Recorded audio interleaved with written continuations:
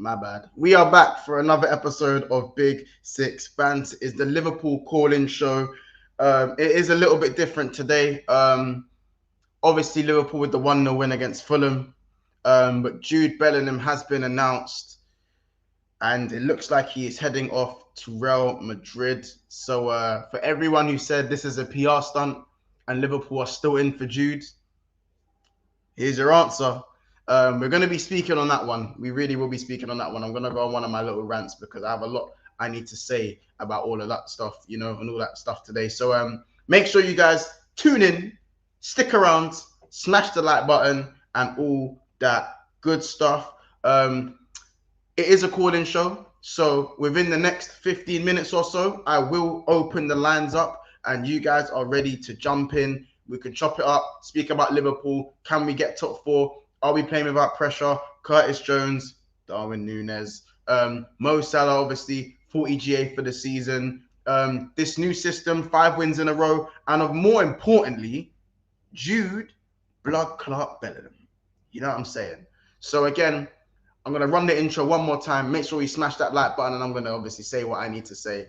And, we'll get into the comments and all that good stuff. It's another episode of Big Six Fans. Let's get started.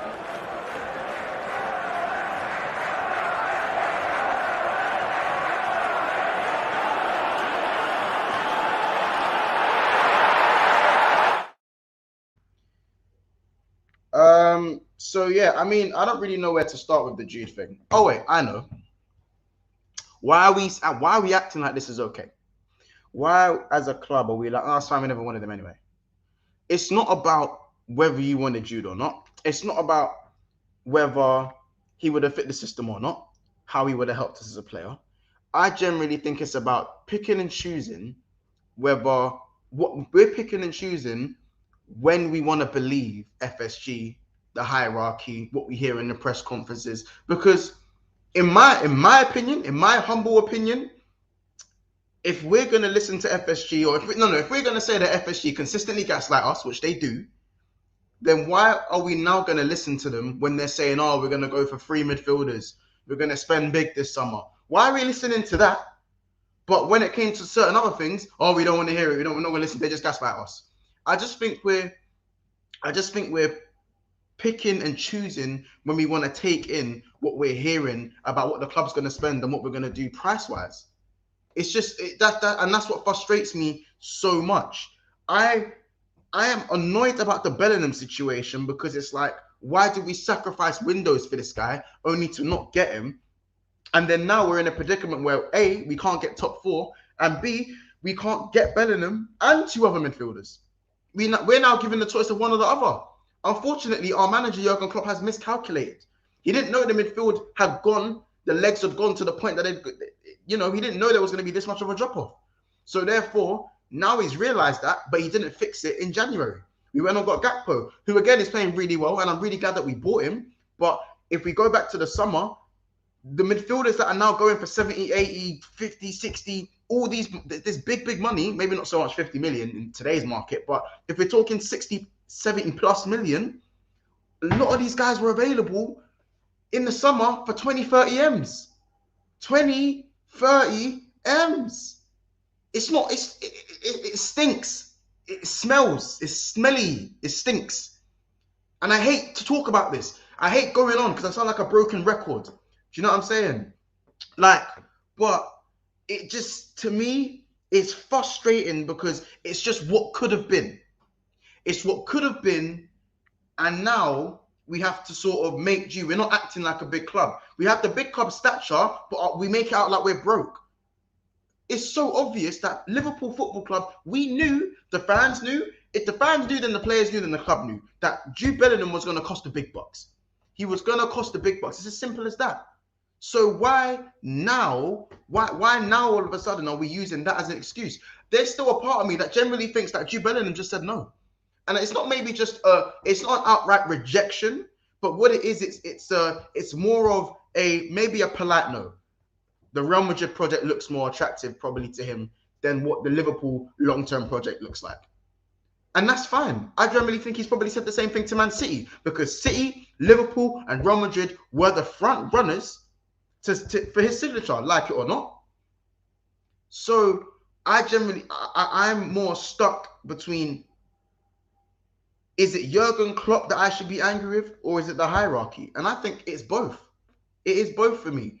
More this season with Jurgen, because all this flirting, we flirted with Jude, took him out for dates, new trackies, took him to see Chris Brown, all of this stuff, only for a brother in a trackie to come and nab our signing.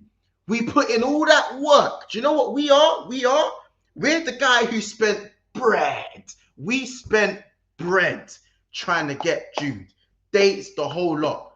And we've gone on the private story. We've gone on the private on Snapchat, and we've seen Jude snapping a dashboard and our hands with a rollie in it. You know what I'm saying? With Real Madrid on the front. That's what it is. We've been Lil Bro'd once more. First Tchouaméni, now Jude Bellingham.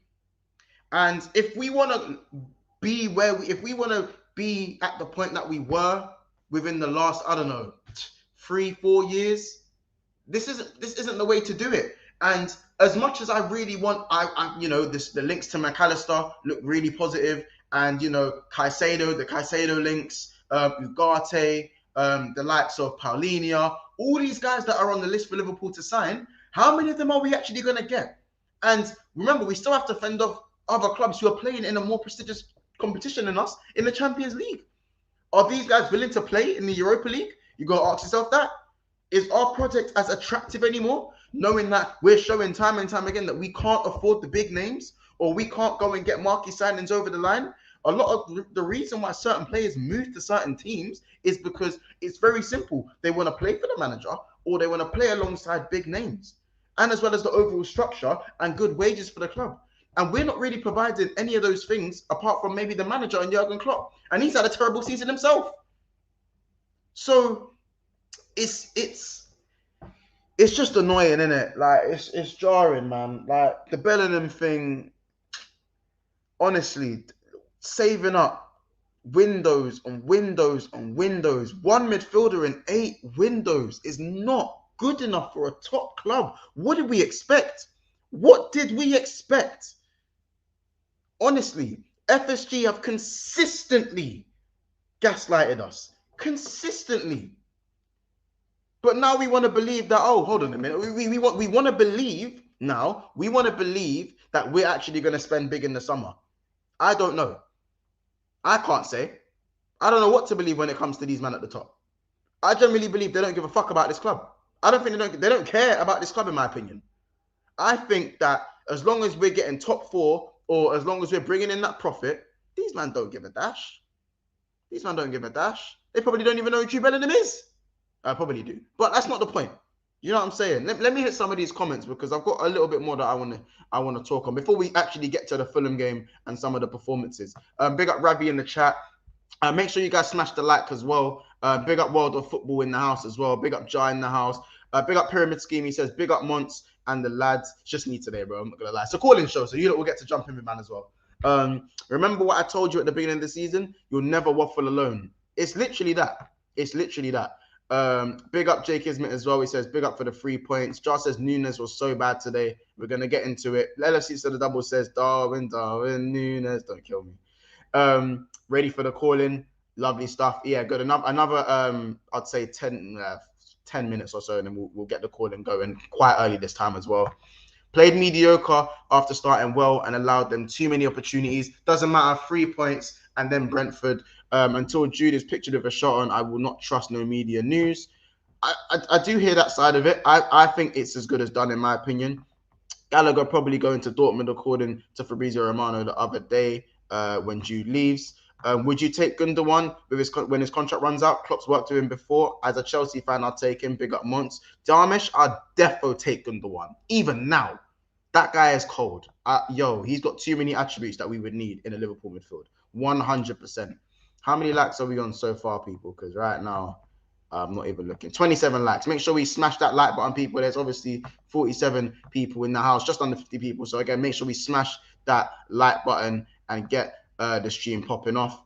I can't actually get how Jurgen can stand the owners. Honestly, I think it's a match made in hell. Yeah, I said hell. It's a match made in hell, not heaven. Jones resurgence is good, 100%. And that's what scares me. The Jones resurgence might make certain man go, we don't even need 3 midfielders. Maybe we need 2. The Trent in the midfield, they might start thinking, right, Trent and Jones in the midfield, and all scouts pivot. Yeah, what? Do you know what?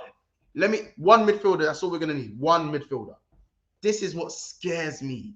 This is what scares me. It's terrifying. If players start to play well, we might just start going, you know what? Do we even need to spend any money? Not really. It's scary. It's very scary. Jude's Monster's never coming. Don't know why us Liverpool fans were kidding themselves. Well, why did we save up? And why was he sourced as our number 1 target? And why didn't we get some other midfielders instead? It doesn't make sense. Why did we go for Tchouaméni and then we don't get him and then all of a sudden we go for a striker instead? These are the questions that need answering. Opinion on McAllister to LFC being close also opinion on Ugarte. I'm gonna star that because I'm gonna get to those in a second. Yeah, and Air Force Ones, we need 3. I think we need 4 midfielders, but I don't think we're gonna go for 4. But I do think we need a good 3 midfielders. Because remember, there are midfielders going out the other way. Do you know what I'm saying? Andy says football doesn't make sense anymore. Neil says, through Klopp's decision, we have thrown away Champions League. Just imagine the manager would have put Trent in midfield earlier. 100%. Over Casual FC, 100%. He's not ours. The fans usually got orgasmic over nothing. And now we look daft. 100%. You're going to end up with Gallagher and Mount. This is what scares me, bro. I don't know if we're going to get these Caicedos and these McAllisters. I don't even want to get my hopes up with that, personally, because these guys are still going to cost 60, 70 mil excess. Easy. Big up Football Gossiper as well. Big up Till CFC. Big up Monts. Hope you're doing well, my guy. Team not got to 40 points yet, but we are in the trenches and we got to get, and it's going to get very toxic at the bridge. No wonder why my owners are back in America. Poch, I don't know situation at the moment. Big up Aldous Chowdhury as well. The Jones and Trent midfielders showing just as a ploy to not buy anyone. They've done well though. We need Caicedo, Ugarte, someone to get the bite back in midfield. 100%. And it's just Montel, thoughts on Trent moving permanently to the midfield rather than playing inverted? It makes us look a bit shaky. I'm going to start that one as well. I'm going to answer that question in a little bit. Big up everyone in the chat, obviously. Big up the Coppish community that's just come through as well. Make sure to smash that like button. I think we should aim for, chat, let me know how many likes we can aim for today. I'm thinking 125 because it's going to be a slightly shorter stream. I do have an audition today, guys, so I've got to get to that at some point after this stream, so I can't run the stream for the usual 2 hours that I'd run it for. But that's why I'm going to drop that. I'm going to drop the link in to join the call-in a lot earlier, so we can talk on all these issues and obviously the game as well, because there are a lot of performances I want to talk about today and over the last 6 games. I know there hasn't been a Liverpool show in the last 2 weeks because again auditions are going a bit crazy right now, so the Mondays have been a bit techie for me. You know what I'm saying? But I will make that happen. In the coming Mondays, especially, I'm going to try a lot harder. But what I do need you guys to do is just make sure you hit that like button nice and early. We're already 5 for 50. And subscribe if you're new. All that good stuff. Link goes out in 2 to 3 minutes. So just to continue what I was saying about Jude. So I think that Liverpool shouldn't be in a rebuild because the spine of our team still have 1 to 2 years left. But we're acting like we're in a rebuild earlier than we need to be. I think what we needed to do was either one of 2 things. We needed to scout early. So rather than get Caicedo when he was worth 70 million, go and get him when he's worth 5 million and then take a chance that way. Maybe send him out on loan and then bring him back and do it that way. Or we actually we keep our marquee signings and then we sign a marquee signing to learn alongside the experience. So for instance, for example, Darwin Núñez, I wouldn't have a problem with that signing if we kept Mane, because Núñez can then learn under the likes of Mane, and then Mane can go in another year. Do you know what I'm saying? So it makes more sense that way. I know Mane wanted to leave, but that's just an example of doing it well. If you look at Man City, they bought Haaland in, and they went and got Alvarez from Argentina. Do you see what I'm saying? So who was playing in a league that again nowhere even near the Premier League, but you can see his quality already. You can see his quality in the World Cup. So again, if you look at Real Madrid. Yeah, they might buy a Hazard, but they've also gone on board a Camavinga or guys like that. Do you know what I'm saying? I think we're like what we was discussing in Spaces today. We're very much in limbo. We're acting like a big club, but acting broke at the same time. But we're trying to go for marquee signings and then at the same time saying we don't have the money for it. Just if you're gonna be broke, go get a director of football and scout properly. We have scouts. Our scouts have looked at the players and we've turned them down, and now we have egg on our faces. We do. We really, really do. Do you know what I'm saying? So it's really difficult at the moment for me to understand where we're going at this moment. We just have to be very careful and very precise with who we get in the midfield. I'm going to get to the comments. For now, you lot drop your midfield choices in, whether it be a Ugarte, Kone, Paulinho, again, McAllister, Caicedo, any of these guys. Make sure, just drop your midfield excuses in. Do you know what I'm saying? I'm just going to drop the link in the chat now. Link to stream is up. Is here. Stream. There you go. So there you go. Link is out, people. It should pop there in a second. Click the link to join the stream. And again, guys, camera on, please. Unless I know you or you are a member. Yeah, if you are a member, you get the fast track. You jump straight on. There ain't no line. You got the wristband. You know what I'm saying? But if you don't have the wristband, you know what I'm saying, you might have to wait a little second. You know what I'm saying, people? So again, bring up the chat, smash the like button. Usually I do a like total before people can even jump in, but again, we're a bit short for time today. We're on 50 likes though. I'm sure we can get to 100 likes. So yeah, click to join the link on the stream. Camera on, please. Unless I know you or you are a member. Thank you. There you go. Link is in the chat. There you go, people. I'll pin it as well. Pin it. It should work. Let me know if the link doesn't work. It should work. It should work. Let me hit some of the comments before you guys come and join. Big up EK. Says big up Monty in the chat. Big up EK. Good to see you, bro. Good to see you. I believe we will buy McCallie, Kim J. Oh yeah, from Napoli, and 2 more. Big up Philip Bidwell. He says he wants McAllister. Jude, you can't enter the Legends Club. You sold our wristband. Big up Ab Sally. He says Ugarte for 50 million, McAllister for 60 million, Gravenberch for 25 million. Very affordable. I like the sound of that. I really, really do like the sound of that. I think you should buy Richarlison and upgrade on Darwin. Chris will fight, bro. Chris will fight. Chris, we will fight. Brother, we will fight. Mason Mount. Hey, we'll fight as well, bro. Honestly says Ugarte, McAllister, Elise. Okay. Exactly. Same as Bruno G and Nunes. We were linked to them before they joined their clubs, and now we're linked to them for way more money. Bruno Gomes. Don't even. Big up Jean Grey. Bruno Gomes. That one made me cry. That one makes me sad just thinking about it. Tyler Morton definitely too. He ain't ready yet. He ain't ready. And Zlatan says, Mont, it's excuses by the owners. Of course it is. Let me just quickly get to these last 2 questions before I bring in the people them here. Opinion on McAllister. I generally think McAllister is techie and he's more forward thinking than the midfielders that we have, but he's also got a goal in him as well.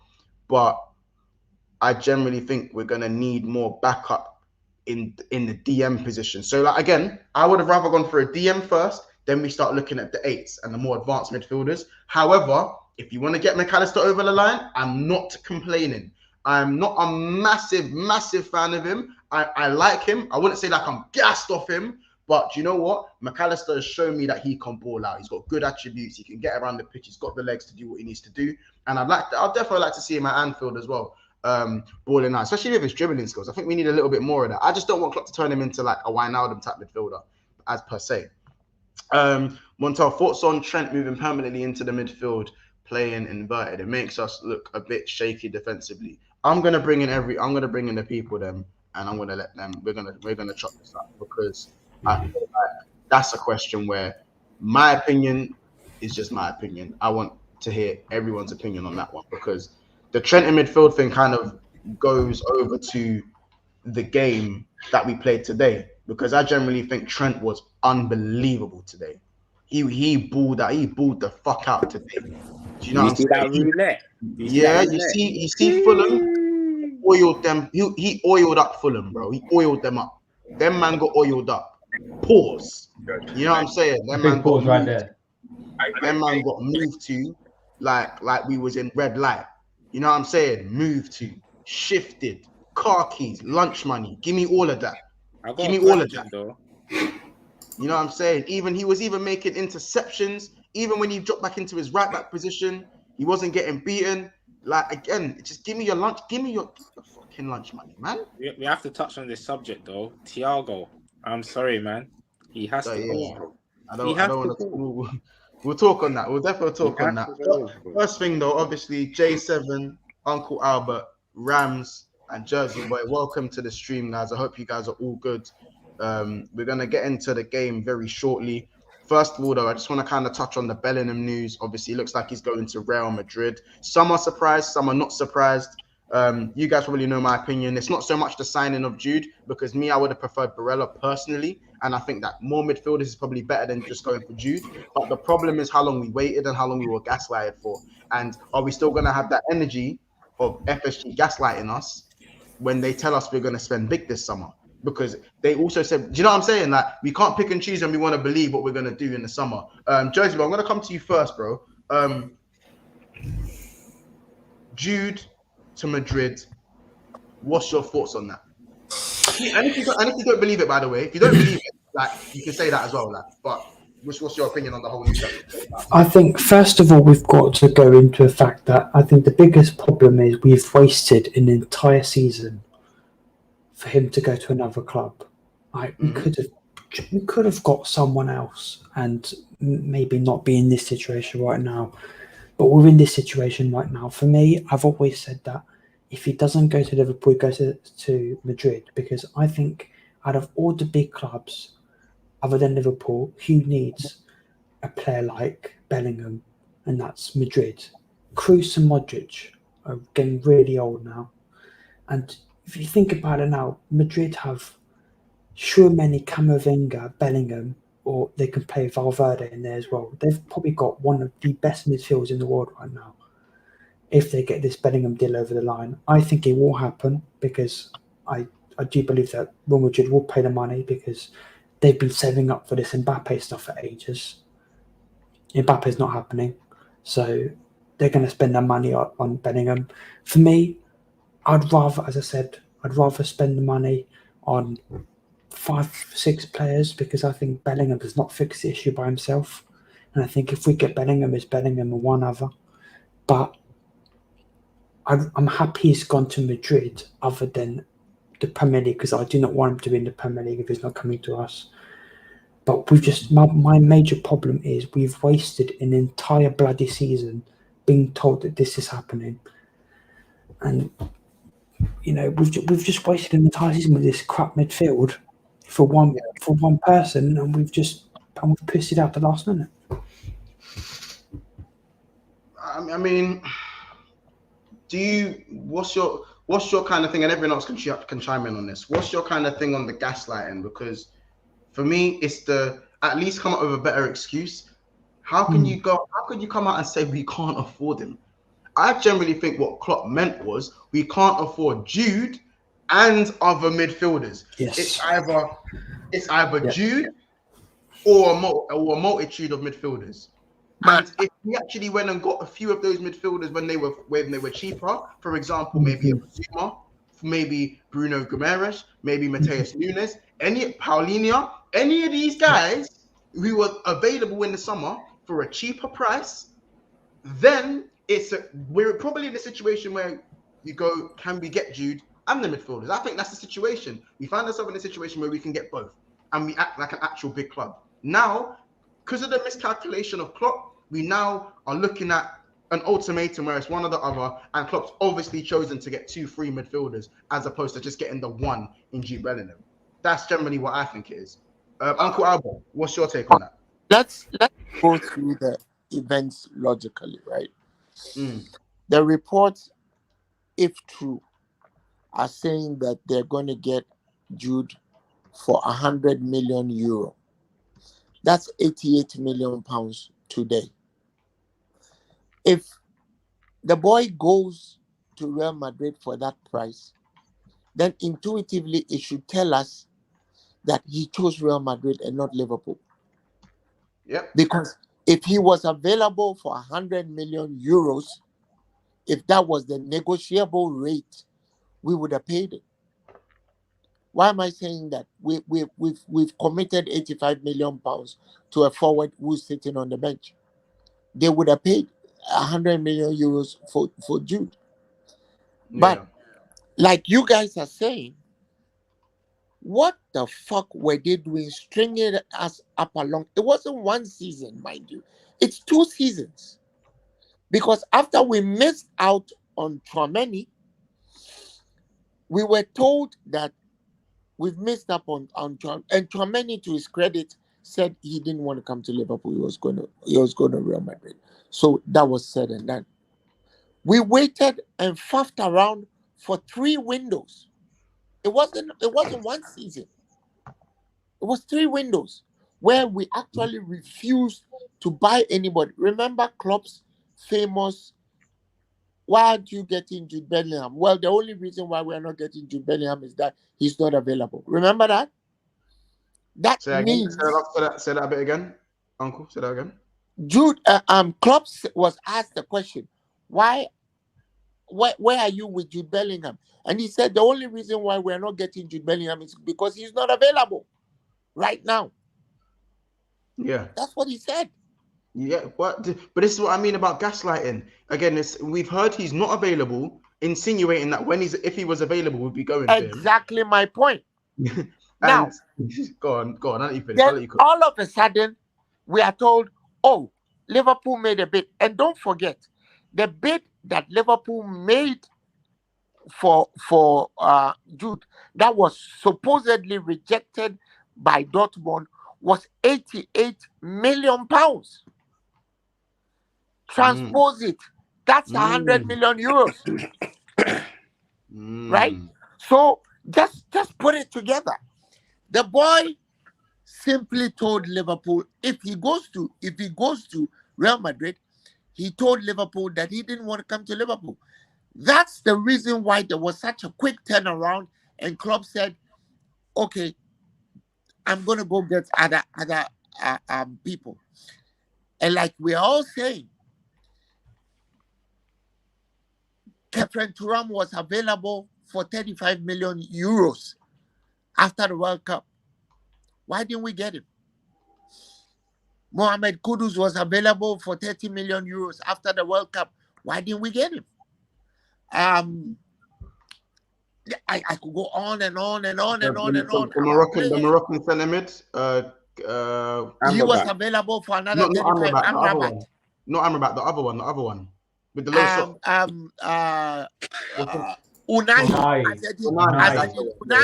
was the one who went to Marseille for 8 million pounds by Marseille. 10. Throughout all that, and I can guarantee you that only one of those players puts us in top 4. So by Klopp sitting down and scratching his balls and faffing around, what have we done? We've missed out on top 4. We've missed out on a potential 100 million euro. But most importantly, we may have missed out on Jude because we were not going to play in the Champions League. There's so many reasons. There's so many reasons. And I also have a problem with Jude and his family. They also strung us along. Remember the Stevie G, the Stevie G sucking his dick. Remember Jordan Henderson wiping his ass with Andrex toilet roll when he took a shit. Remember Trent taking him to a concert. Remember all that? Remember Henderson giving him a hug and pumping him like he was a dog in a fucking dog kennel. Remember all that? So Right. what was that all about? If they knew that he wasn't going to come to Liverpool, and for that, if that guy goes, you see, for me, the psychological impact on me is the Real Madrid always fucking us over all the time, right? They fuck us over at Anfield, Yeah, they fuck big us brother. over at the Bernabeu, fuck us over when we want players, fuck us all the fucking time, fuck us over and over and over again, and Klopp sits there and does fucking nothing, right? Our owners don't give a shit about our team. So a team like Liverpool is still fielding Henderson, right? Saw him today. It's like having threesomes continuously without condoms. You know what happens? You get hepatitis. What the fuck was that all about today, right? And that's the position that we wanted this kid to come and fill. So for me, there's a certain level of short-sightedness that is shocking, right? And if Liverpool are telling us that they didn't know that the kid was going to cost money, that's an insult to our sensibilities. And so I want them to come and explain to us if he actually goes to Madrid for 100 million euro. I want them to come and explain to us, because it was the same amount they bid that was rejected by Dortmund. But truth be told, it would appear it wasn't rejected by Dortmund so much as the kid rejected us. I am hoping, against all hope, that is not true, because I will be really pissed if that kid goes to Real Madrid. And I'm sorry, Albert. I still think he said no to Liverpool. I think he said no. I agree. Even I though absolutely agree. Nothing is concrete. Nothing is concrete. There's still. I agree. Listen, don't talk twice. When his dad was flirting and cavorting with Real Madrid officials in at the what do you call it? At the Canary Wharf, we knew about it, right? Right. Listen, this thing was in the works. We knew it was in the works, and it is the reason why Klopp beat a hurried retreat. You see, we the fans always want to blame FSG, but FSG is not always the only problem. Yes, they may be tight-ass fucking bitches, right? But the problem is our manager is also part of the problem. Our manager is also part of the problem. 100%. But this is I think we know this is a knock-on effect to exactly the summer window, and I'm sorry, the January window as well. January is your chance to fix certain issues, because we've only decided to fix Liverpool in the last 5 games. It's been 3 windows, bro. It's been 3 windows and 4 years of not signing a midfielder, because we're sitting 8 windows without me. Yes, 8 windows. We were sitting down and saying we're gonna do this every time we're linked in FC. We are linked with this motherfucker and his kitchen sink and his dog and his cat and his fucking grandma and the fucking pillars in the fucking homes, right? We're linked with everybody. Linked in FC, next summer FC, linked in FC, next summer FC, and nothing happens, right? And now we are at the point where, because of their stupidity at its most intense, we are missing out on Champions League. For me, that's the bit I can't understand, because it has a knock-on effect. If you miss out on 100 million euro with Newcastle and other teams now in the fray, you're not going to get it easy again, right? Look at the kind of football that the Newcastle guys are playing. They've removed somebody from the top hierarchy. Okay, there are other teams coming. Who's to say Brighton are not a threat? Who's to say by next year, when Sheffield United and their Sheikh owner start getting into the market and buying, and they can buy anything they want, Liverpool is not going to be in trouble. As we speak now, even the Ugarte sale is in jeopardy, because Liverpool are still begging for crumbs. They are not willing to pay the release clause of 52 million. I don't fucking know what is wrong with Liverpool. A 22-year-old player like Ugarte, you don't want to pay? Pay already. You should have paid already. Paid out. But that's because, Uncle, we don't know whether. Do you know what it is? We want to act like we're big, but we don't want to spend like we're big. And then there's the other hands where we want to act like we can spend big, but when it really gets down to it, we're not about it. And then it's we are big.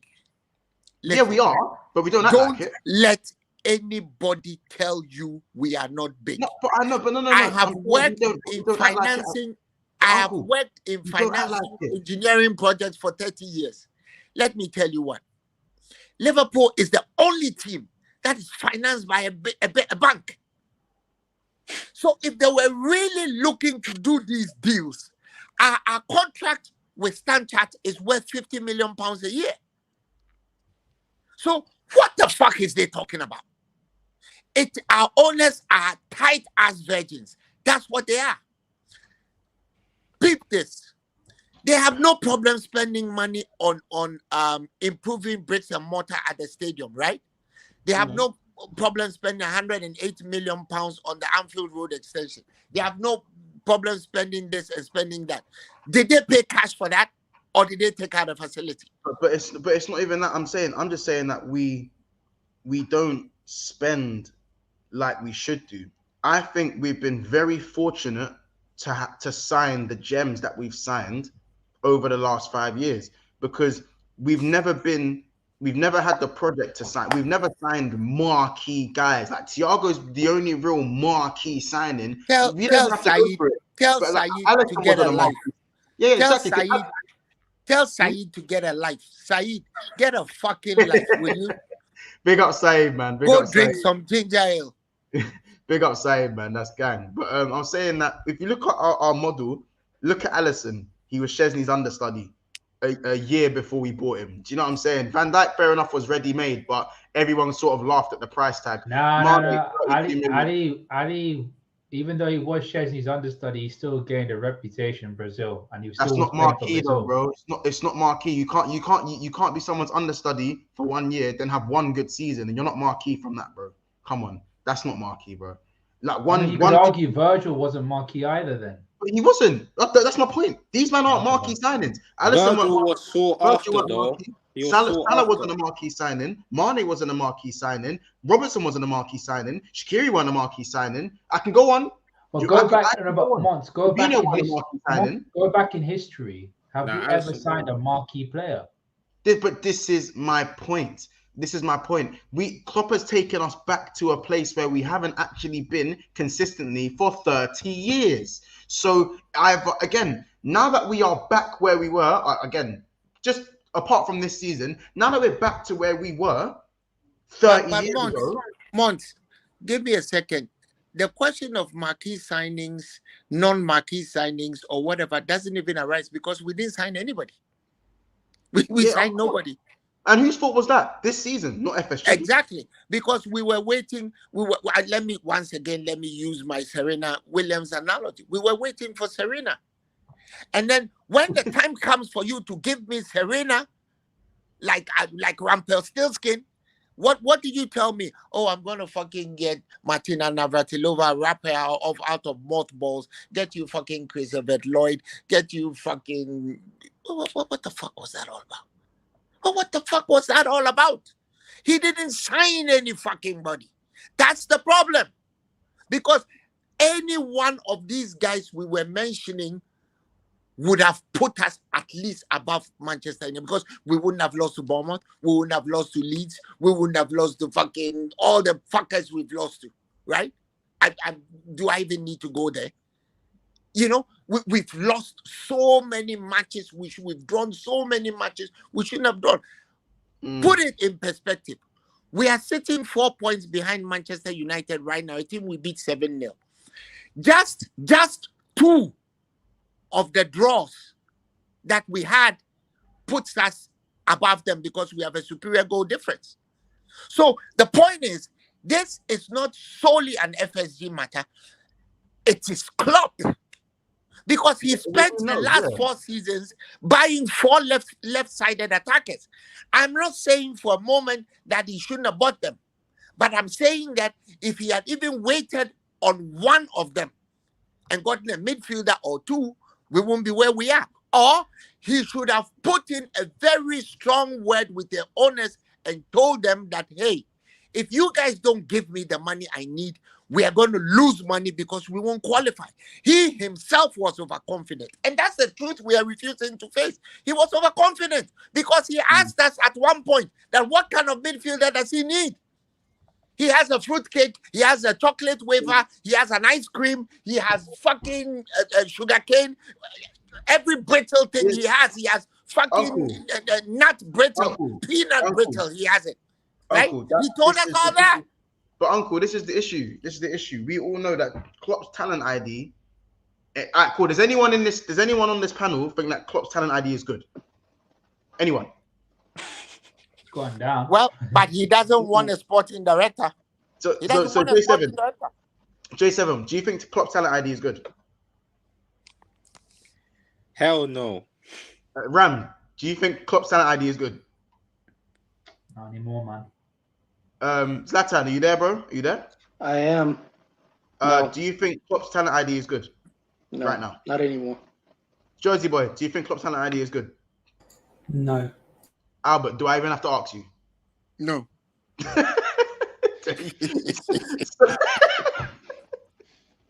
So this leads me on. So Jean Grey also says, let's see what happens in the summer, but guarantee you, if it's rubbish, everyone will still be in LFC merch.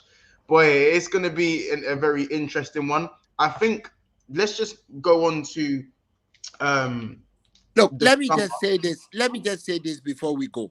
Go on. If he goes out and gets McAllister and Ugarte, the Jude conversation vanishes because they are as good as Jude, if not better. Okay? Disagree. No. Ugarte is a fantastic halfback. Nobody can take that away from him. And Alexis is a World Cup winner. Look, a lot of people don't give that guy the credit he deserves. He played better than Enzo Fernandez. He played better than all the midfielders in the Argentinian team in the World Cup. He did. I don't know. He didn't about get a that. start. No, I agree, but Jude Bellingham is special, bro.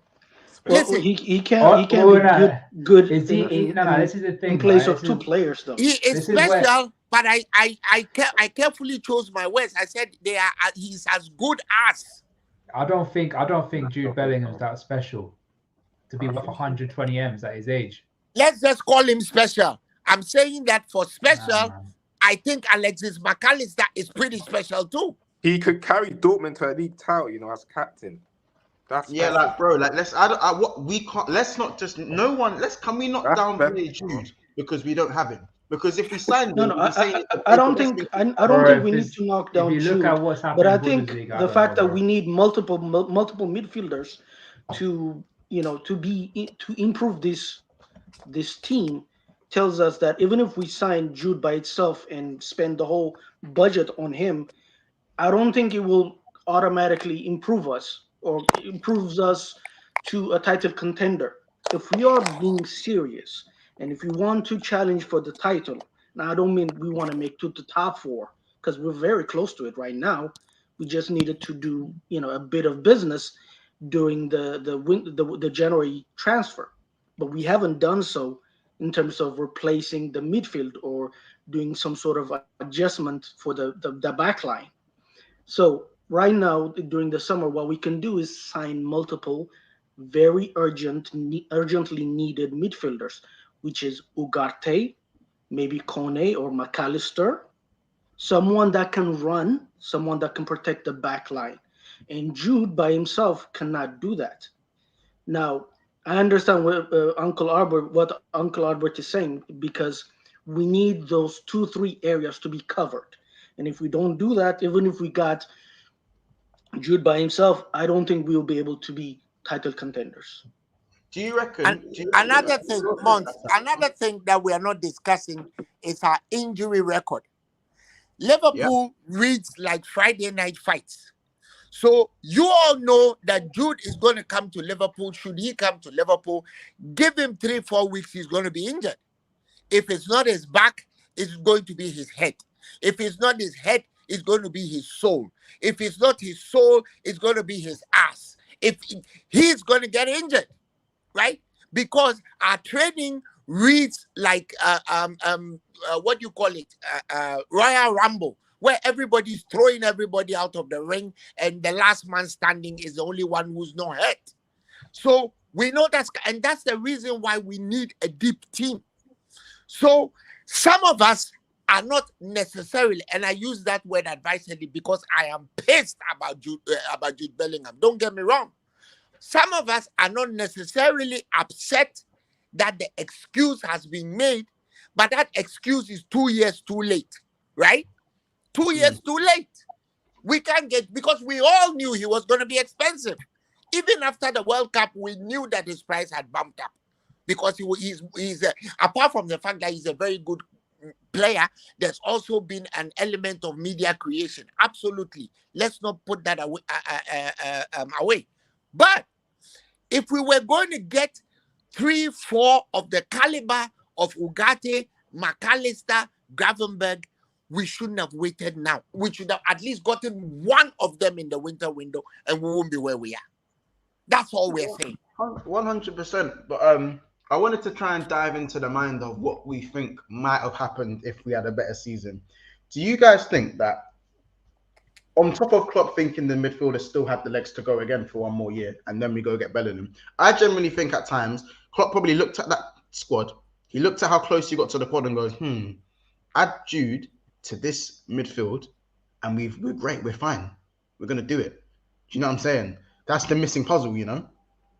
That's the problem with smoking. That's the problem with smoking. That's the problem with smoking. Do you guys think that Klopp looked at Nunes, yeah, and thought, maybe if we get an attack, if we get a centre mid who can contribute to goals, who excels going forward, and is still technically really good, we won't need our striker to drop in as a false nine and link everything together, because we'll have one of our eights who'll be able to provide goals and assists from the midfield. So therefore, would it be advantageous to go and get a 9, and then the second Jude becomes available, we go and get Jude?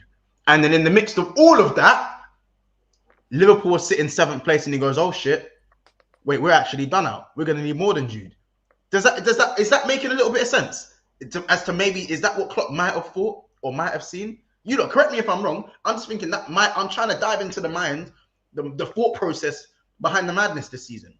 You mean he was suddenly confronted with what we knew 15 games ago after 27 games, right? That's what you're trying to say.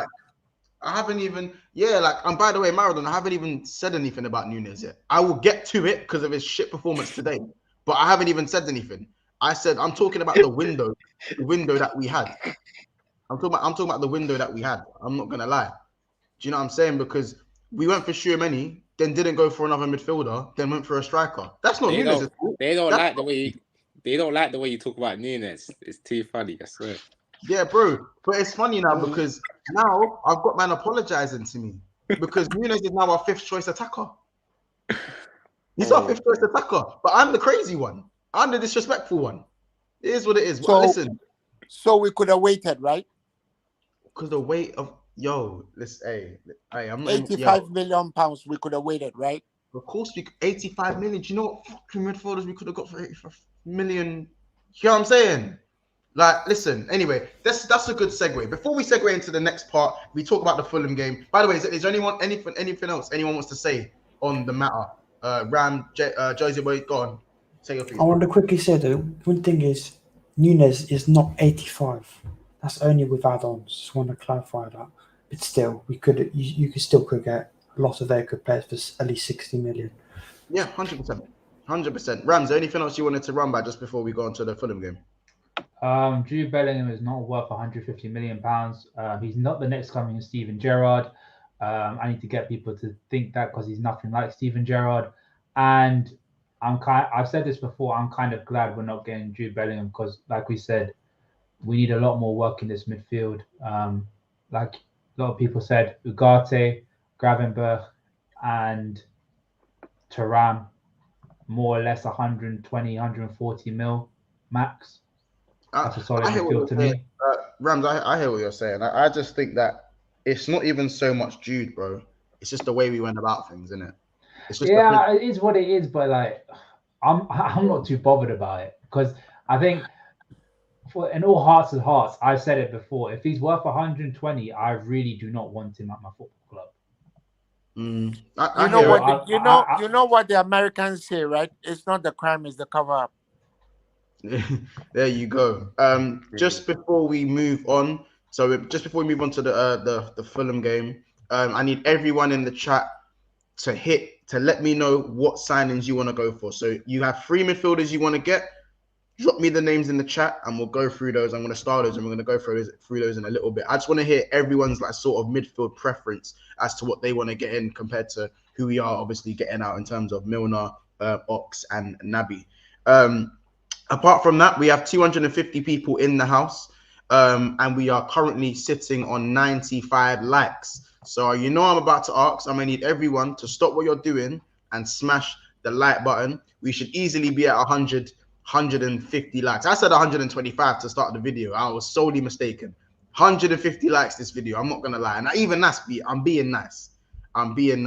So you don't make sure you stop what you're doing, smash the like button right now. And if you're new, please subscribe. We are very close to 4,200. We're about, I think, 17 subscribers away from 4,200 subs. And then obviously we're going to be on the home straight trying to reach that 5K mark. So again, if you haven't subscribed already, hit that subscribe button. We really appreciate it. And make sure we smash the like button. We should easily be over 100 likes and we'll aim for 150 by the end of the video.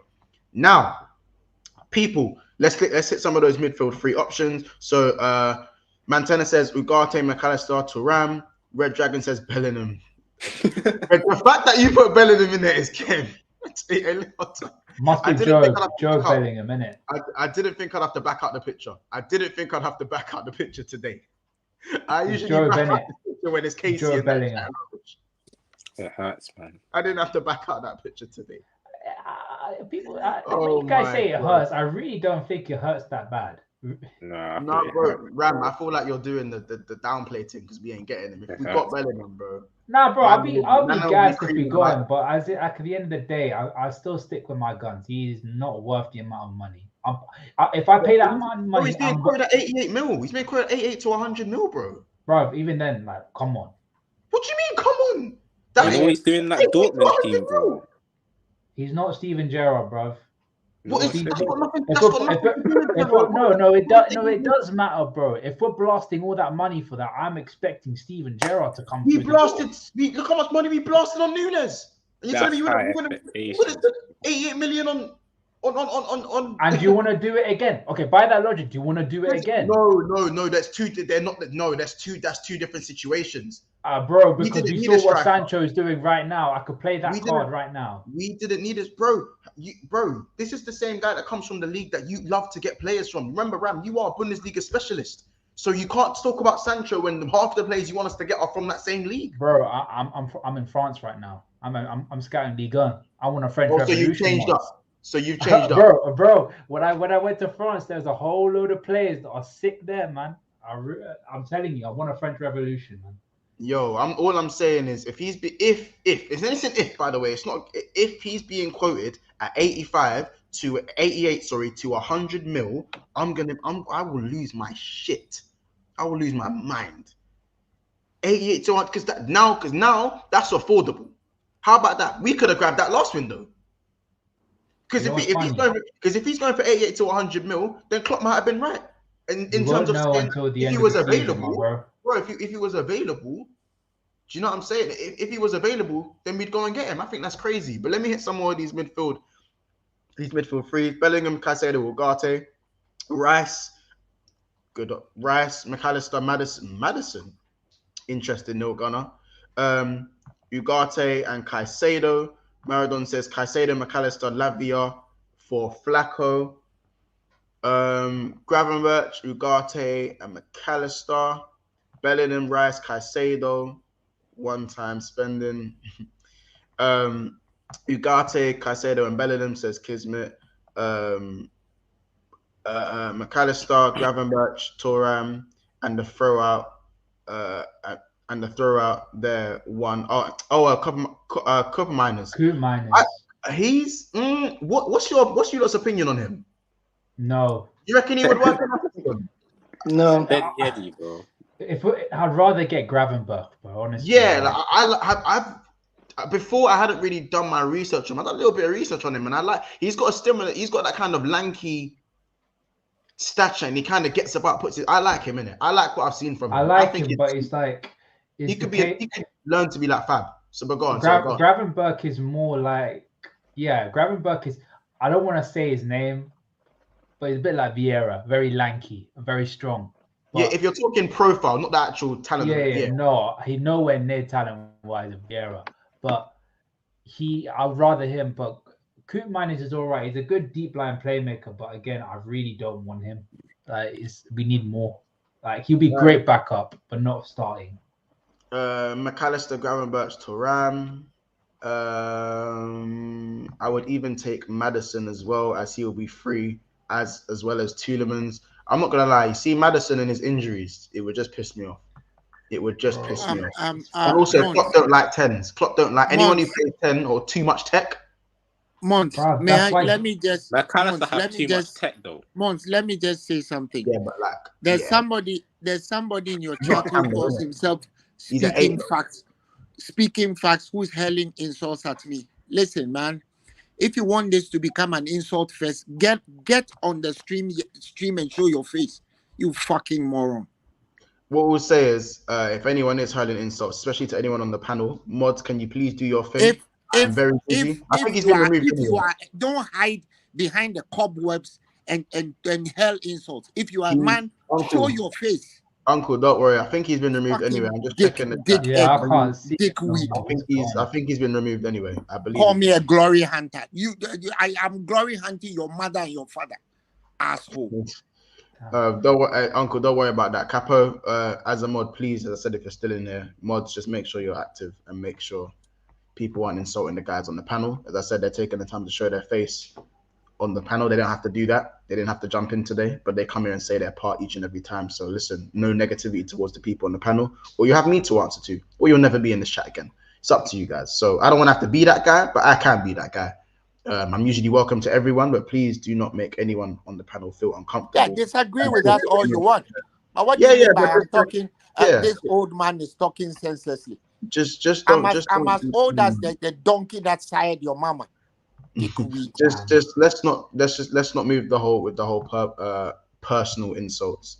Do you know what I mean? As I said, I've had a lot of those myself, but again, it doesn't mean it's okay. So less of the personal stuff, please. Especially when we all we're doing is saying our opinion. Feel free to disagree, as Uncle said. Yeah, sorry for that interjection. Sorry. No, that's fine. It's fine. Onana, Eze, Ugarte, Komi, Alcaraz, Koku. I don't know. I generally don't know. Oh, Kirchku. Yeah, Kirchku's a baller. I don't know. Yeah, I haven't seen him before, so I can't make any. Yeah, I can't. I have to do my research on him. Apparently, he's the Feyenoord captain, right? He's a captain of Feyenoord. He's a Turkish guy. Very, very, very good player. Where does he play? He'll be a great Thiago replacement. I love that name, Klopp's hamstring. That is so funny. Sorry, I love that name. That is brilliant. That is. Let's move on to Fulham. Liverpool 1, Fulham 0.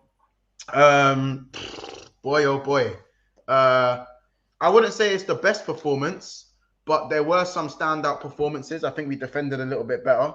I think Curtis, with another good performance from Curtis. This guy's just not jumping. He's just getting better and better, in my opinion. I think Flacco was actually very good today. Fabinho was actually very good today.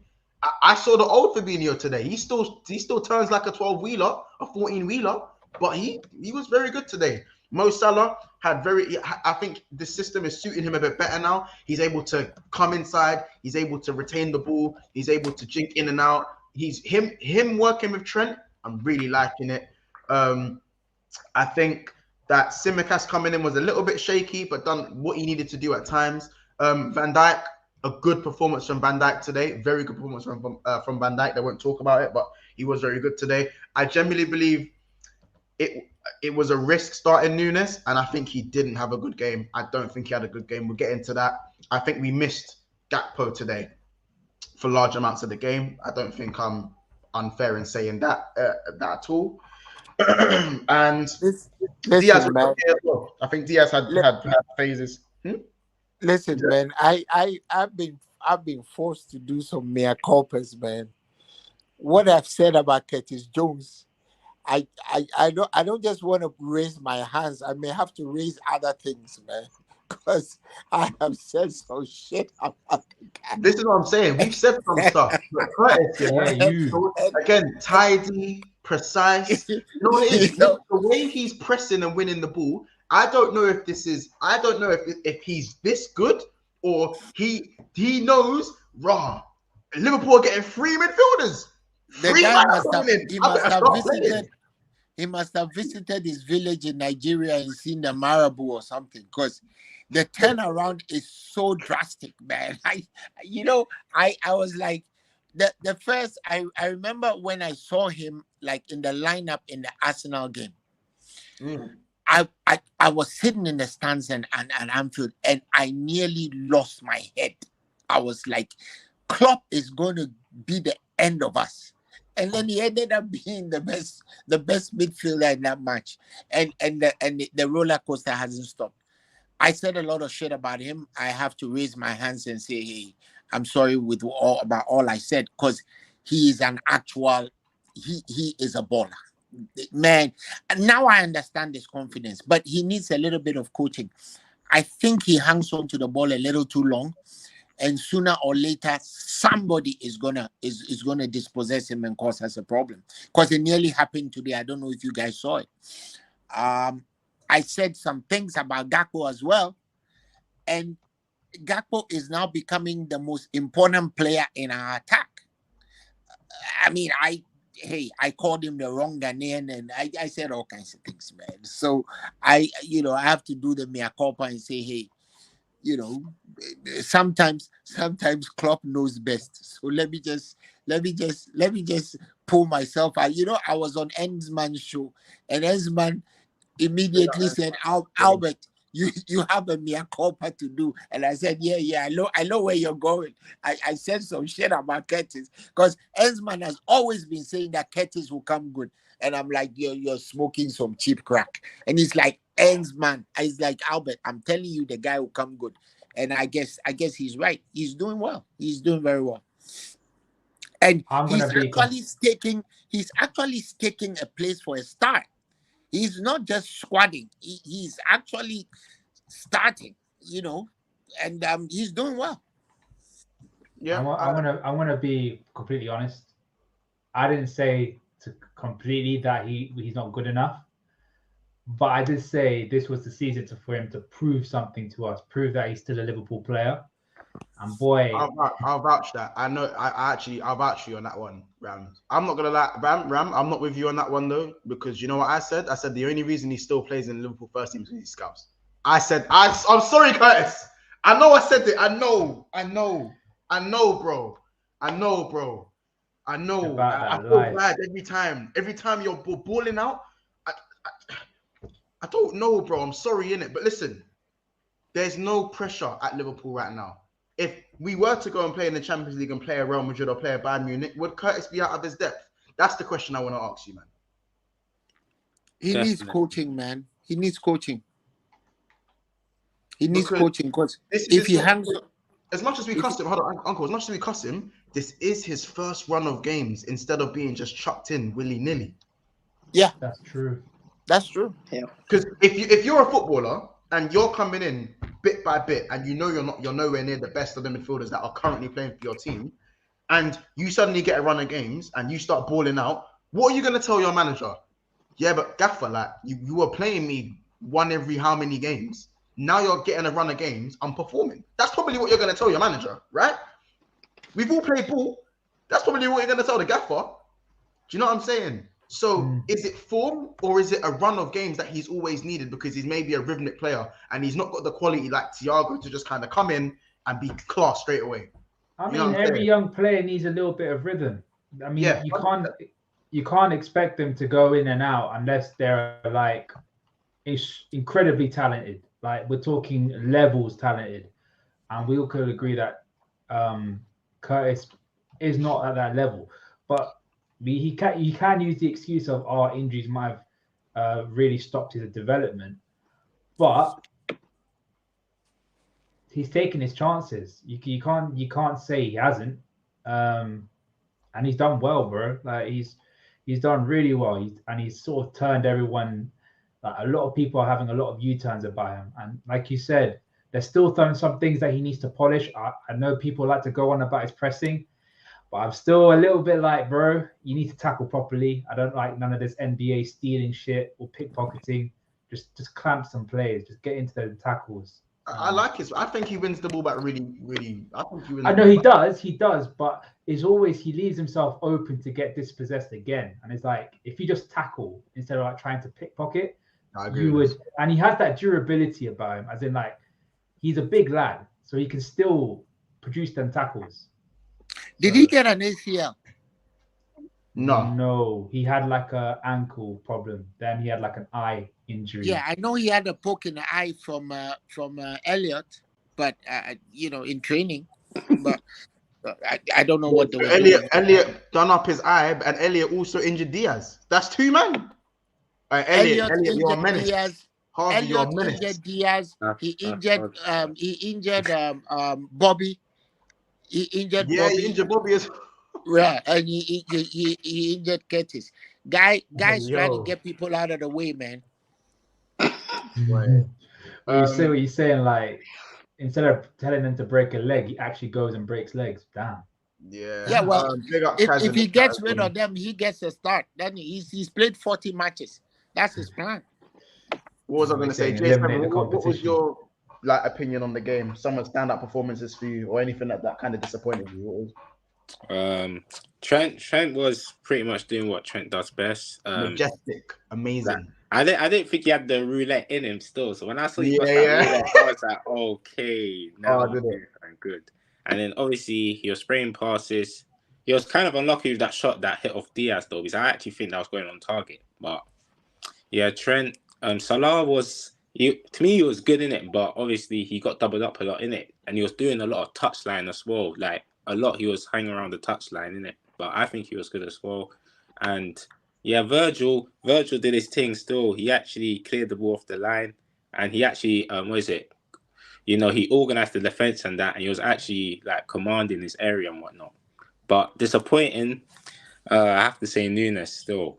And the thing is, we had this conversation on Twitter, and I said, to me, I know I didn't want him in the summer, but I've accepted what Nunes is, isn't it? I've really accepted it. There's no point of me and us going at him for something he's never going to be good at, innit? He's never going to be the silkiest footballer. He's never going to have hold-up play. Like, to me, it will sound rude if I say it, innit? So I'm not going to say it, but he will just never be that type of player, innit? So he's just a poacher, innit? But I heard what hold on, J7. You got to be a poacher. You got to be able to finish to be a poacher. Nah, but at Benfica, he was scoring the goals that he was missing. So I don't know what's going on. You see, he was scoring the goals that he was missing. Like the misses that he's doing at Liverpool, he was scoring for them for Benfica. So I don't know if it's a confidence thing or what, but he is a poacher, bro. Even at Uruguay, I think he is second. I think he's a second season player. What I've gathered from his historical performances is that when he went to that second division Spanish team or club, the first season he was not as good.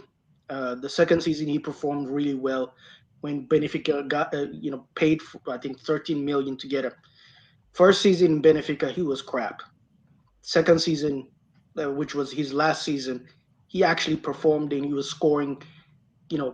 He was the top scorer for the league.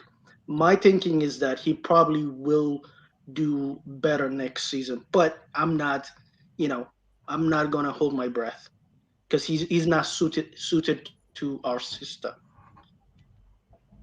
Yes, he has no feet. That's why, and he's not going to improve that aspect of the game. Like you just have to accept it, innit? Like because at the start of the season, I was going, Because at the start of the season, I was in Cuckoo in it, and I was like, "Don't get me Darwin, please don't get me Darwin." And then when he came, I was like, "Oh, you have to back it in it." But it's like, if you're gonna get the best out of Darwin, you need a creative midfielder behind him as well, and we don't have that. So it was obviously gonna go like left. He hasn't been a flop, but he could have been a lot better in it.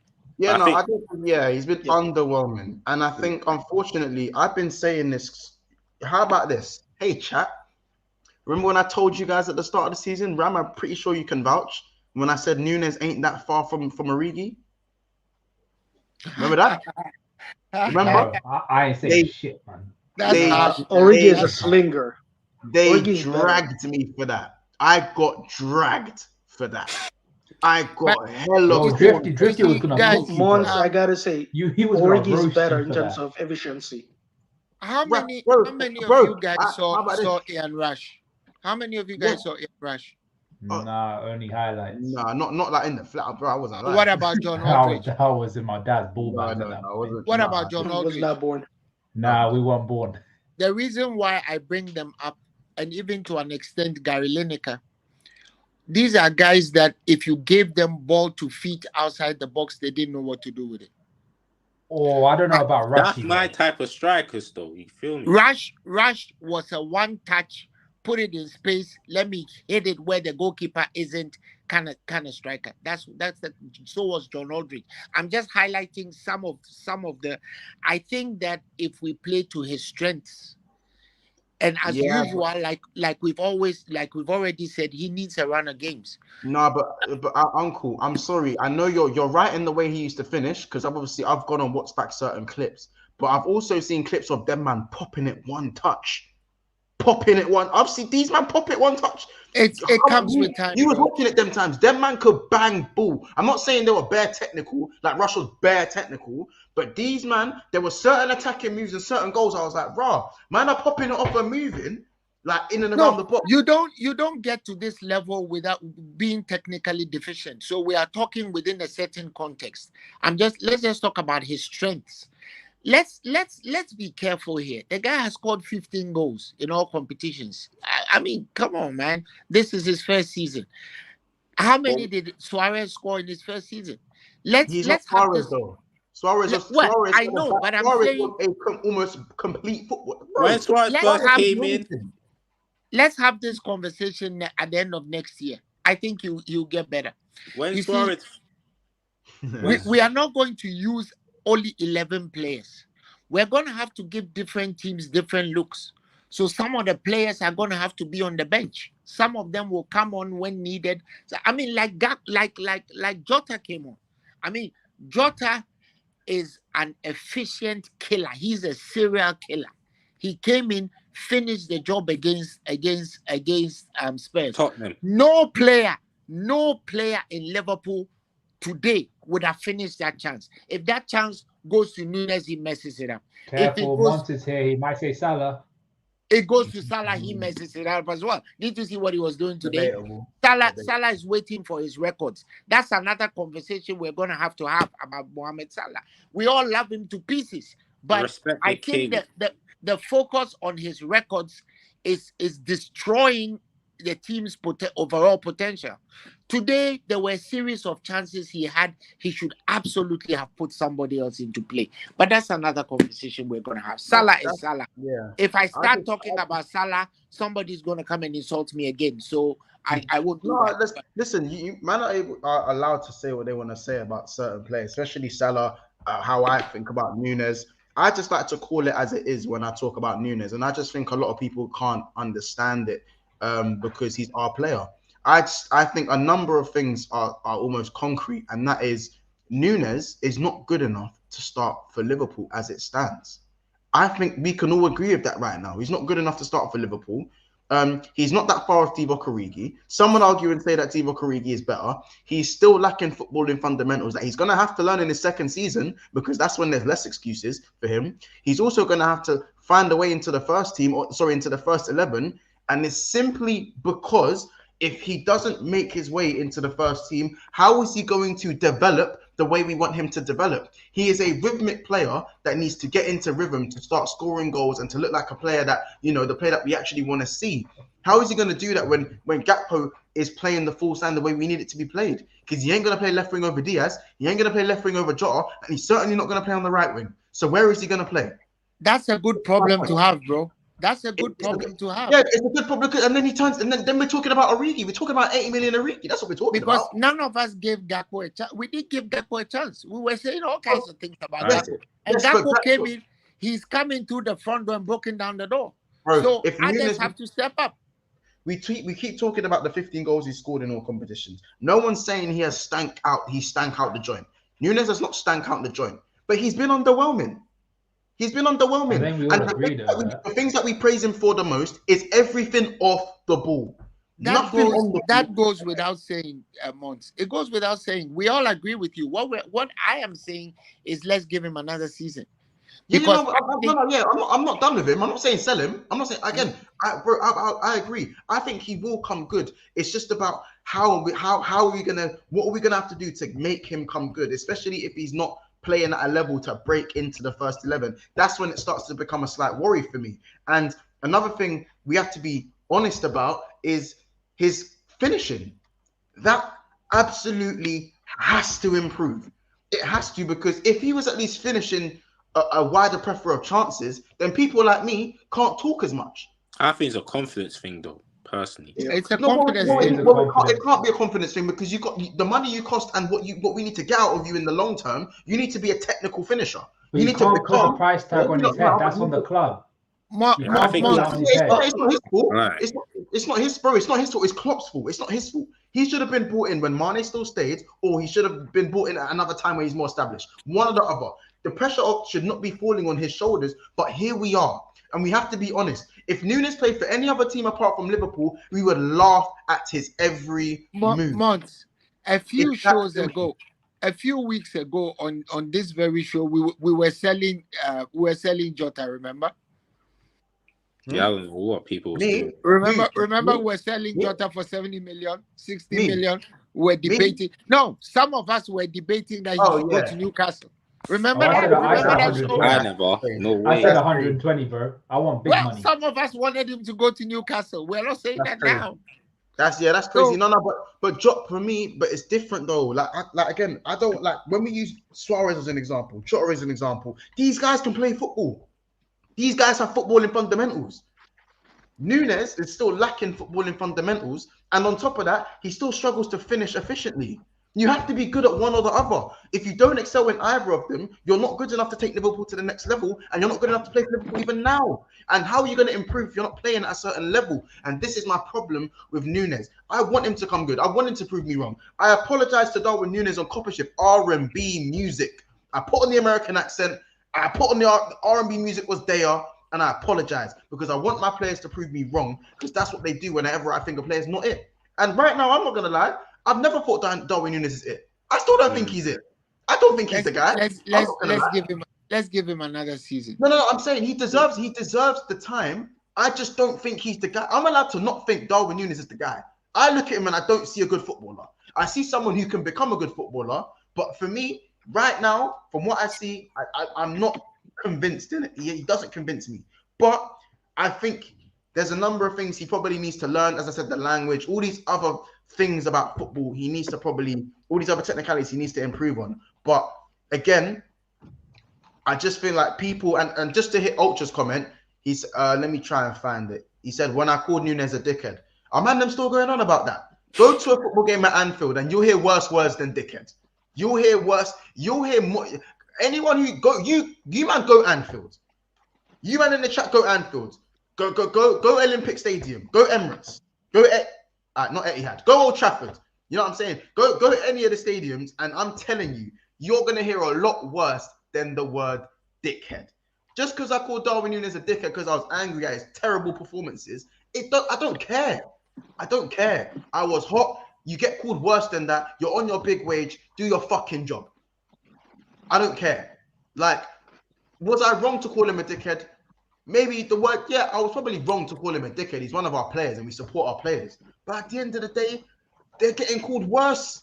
They're getting called worse on the pitch. Come on now. Man are still going on about that. My opinion has not changed since he has walked in at this club. So if you're still going on about because I called him a dickhead, that's not why people dragged. Yes, I got dragged for that the one time, but I'm still getting dragged for saying actual facts and stated actual reasons as to why Darwin Núñez is not performing. The supporters actually like him, you know. I know, because all he's been is a cheerleader. He's been fit and he's come for the last 15 minutes. He's the crowd. He's likable. They chant his name, man. Yes, they chant his name because we have a brilliant fan base. We're Liverpool. We have a banging fan base. And we have a thing for Latin footballers. I don't know why, but we just do.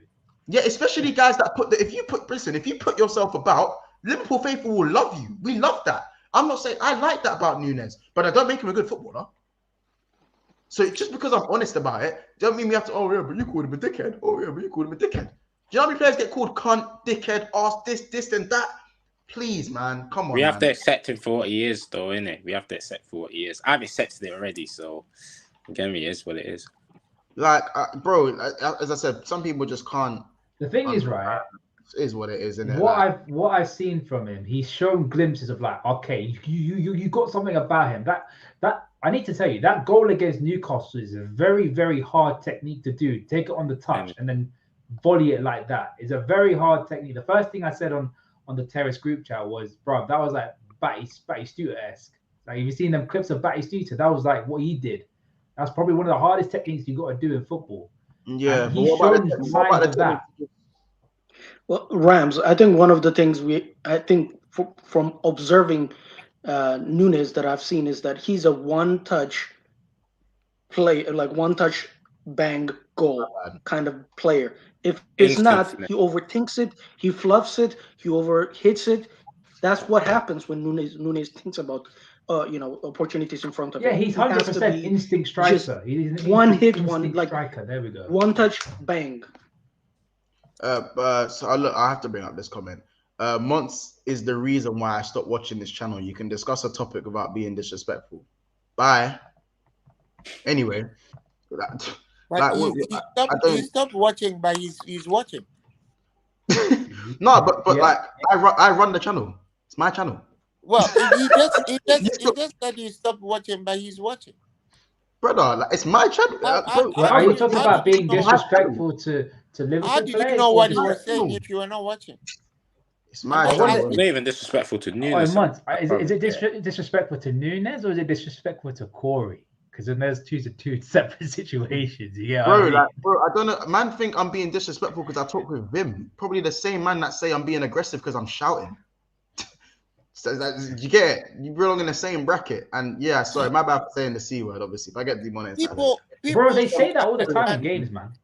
People should understand that the definition of a fan is a fanatic. That's the long form. Fanatic means you're crazy about the game. You're crazy about something. If you are not crazy, you wouldn't be here at this time. Right. So we are doing this with passion. Some of us don't sleep when Liverpool lose. We don't eat. You don't even want to, do the nasty. You know what I'm saying? So, man, you guys relax. If you want to watch. If you don't want to watch, but all these issues with people having personal problems with people you don't even know, simply because you are seeing the person express passion on a YouTube channel, that's really unfair. What's unfair? That if you don't. No, I'm saying that insulting somebody you don't know because the person is expressing passion about football. That's why we are fans. It's not fair, but it comes with it's not fun. I understand. Get it. That is what it is, bro. How about this? My favorite player is Salah, but when someone insults Salah, I don't go saying, "Oh, I'm gonna do this, I'm gonna do that," bro. I'll just give you every argument under the sun as to why I think Salah's the guy, and that's all it is. Another 20 goal season loading, by the way. Another 20 goal. Another one in a bad season. Wrong, by the way. 40 GA in a bad season. Salah's wrong, by the way. Let me know. By the way, he has more goals now than Rashford's best season, which is this year. Damn. Yeah, one more goal. Man, it's an insult comparing Rashford to Salah, man. Don't even do that. All I'm saying, Alisson's clear, man. This season. Just saying. Of who? The guy on my DP right here. Bro, I saw that statistic, Monday Night Football, and that most shots prevented since he came into the league. Fam, he's different, crazy. Bro, that's my goalkeeper right there. That's my goalkeeper. He's different. Rams, was that the one-on-one stats, right?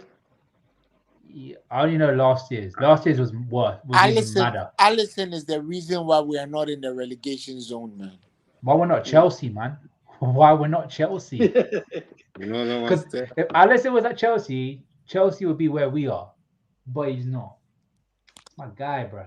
My guy. That was one of the best purchases Klopp has ever made. Alisson. Oh yeah, 100%. Bro, because I think he's been our player of the season. I said this, 40 right? Yeah, but cost us top 4 with 2 pen misses up the Mane have. Bruv, come on. Uncomfortable conversations right here. Oh, they love doing that against more, you know. Yeah, no, I'm 100%. For months, I am doing that 100%, bro. 100% for months. I'm gonna be saying that all the time. Well, you can do that, but obviously, what's your boy Mane doing right now? I ain't no Mane stan. Well, one of the guys that talk about still plays for the club. He's probably punching out Sonny. What are you saying about Thiago, though? I want to talk about this. Thiago, another injury. Boy, man, I don't know. It's time for Thiago. How about this? It's an uncomfortable conversation. It's not a very comfortable one. There's someone. I swear, someone mentioned Kirkju, right? Someone was asking about Kirkju. He would be my Thiago replacement, 100%. It's time for Thiago to go, man. It's I notice I'm saying it with a very soft voice because it's painful, but it's time for him to go. I mean, if you have a hip operation, that's pretty much it. You know what I'm saying? You can't. No, it's time for him to go, man. Do you think Klopp used them wrong, though? Sorry? Do you think Klopp used them wrong, though? Because he's having man doing Mascherano stuff, and that's not his game. He's having him running around that's not his game. Yeah, so maybe that's why he's getting injuries. But to me, it's 50-50. There's a science behind why Liverpool players are getting injured at that 2 to 3 times the frequency of other players. There's something going on there. You can ascribe any kind of reason you want to it, but there's something wrong. So because it's not just we can say, oh, okay, you are old, so you're getting injured. No, it's not just the aged who are getting injured. The young players are getting injured too. The mid-age players are getting injured. Everybody gets injured. And the club, there's something going on. The medical team is either completely screwed up or the training methods are really messed up. Or we don't have any medical team at all. Well, there are many things we don't have. There is this thing going around. I don't know whether it's myth or whether it's the truth, but apparently Arteta adjusted the training program of Thomas Partey, and he's not getting injured anymore. Some of these guys can actually just play 5-a-side in training and show up on the pitch and play. So I think we have to put it in context. The players are all getting injured. Whatever it is that they are doing in training, like I said, it must be Friday night fights. Somebody has to adjust it. For some of them, notice that some of them also never get injured. Mo Salah never gets injured. What's his face never gets injured. God forbid. Yeah. So, James Milner never gets injured. So there's something, to each their own. But I think that in all, the training regime must be adjusted. and maybe Elliot must train on his own. Yeah, man. Rams, I just wanted to ask about the Turkish player from PSV. Do you think he can cope with the Premier League at all, or do you think he's going to struggle? The thing is, right, with Kirkju, he's he plays. I don't say he plays similar to Thiago. He has the same stature and same qualities, except I think he's more two-footed than Thiago. But the one big thing I want to point on is that he's incredibly durable as well. He can get around the pitch, no problem. Like you said, the main issue I probably would have with him is the fact that it's a new league. He's been playing his whole career, if I'm not mistaken, in the Eredivisie. So it'll be in a bit of an adjustment. But in terms of qualities of the player that he has, I think he can do with the Thiago role and do it to a very good standard, if not better, in my opinion. Do you think he is better for us as a in our system, or do you think Xavi Simon might be preferable?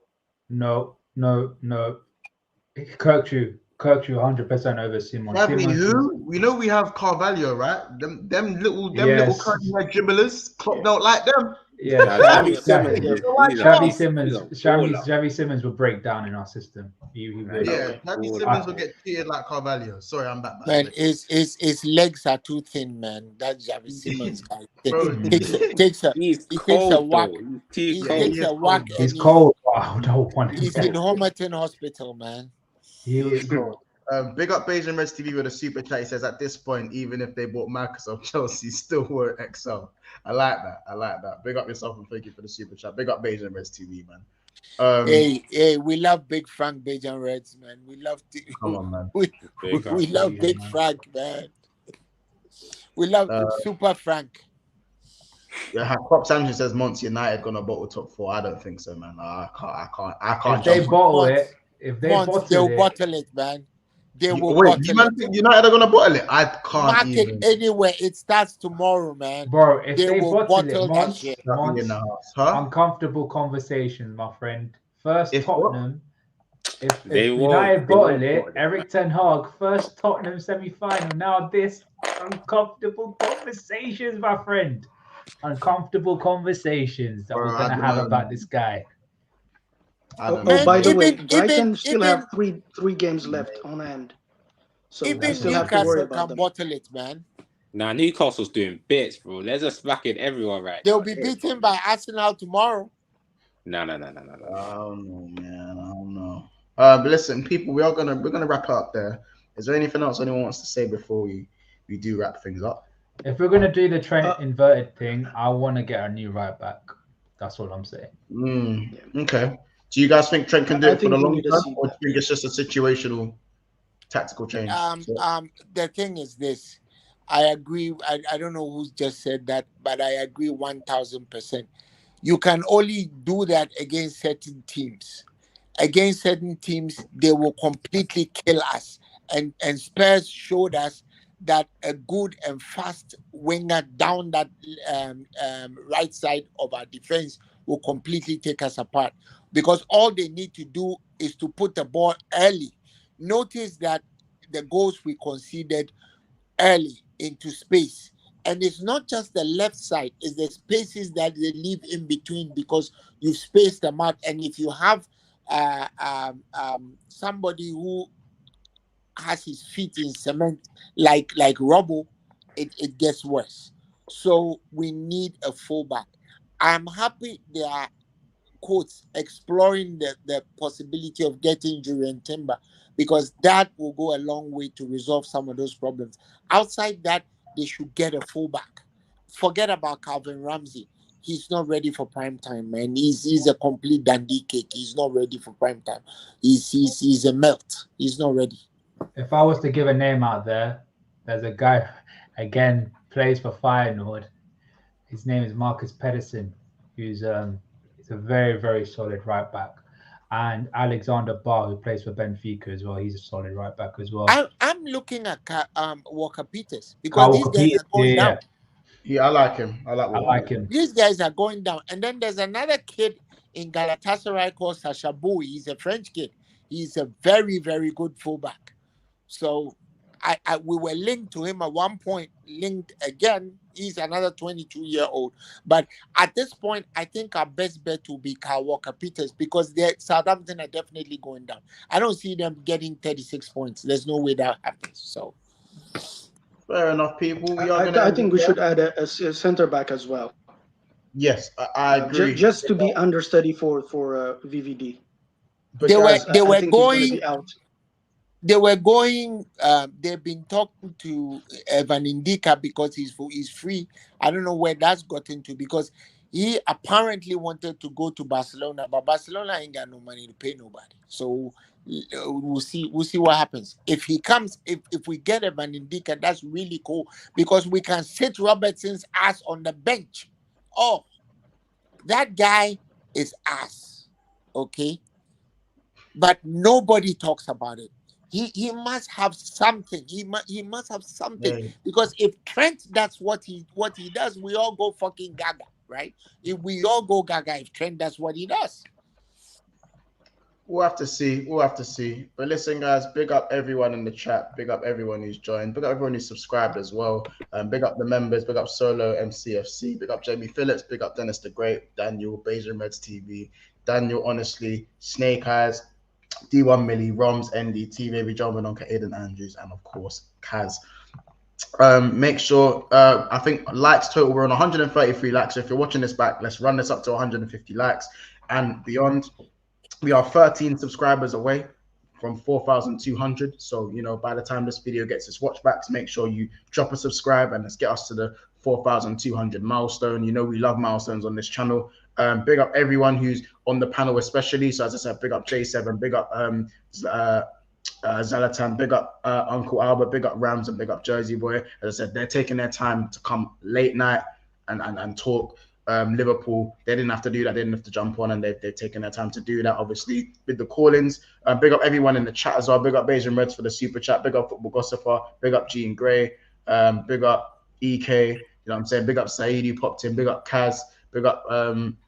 Big up Eric 7 Bin Hag as well. You know what I'm saying? There's so many. Big up Marcel, You Never Walk Alone. Maradon, always in here. Big up Ultra. You know what I'm saying? All of these things as well. So big up everyone and what everyone's doing. Guys, just quickly let the people know where they can find you, and then we're going to close out. We'll obviously start with Rams, and then we'll go around.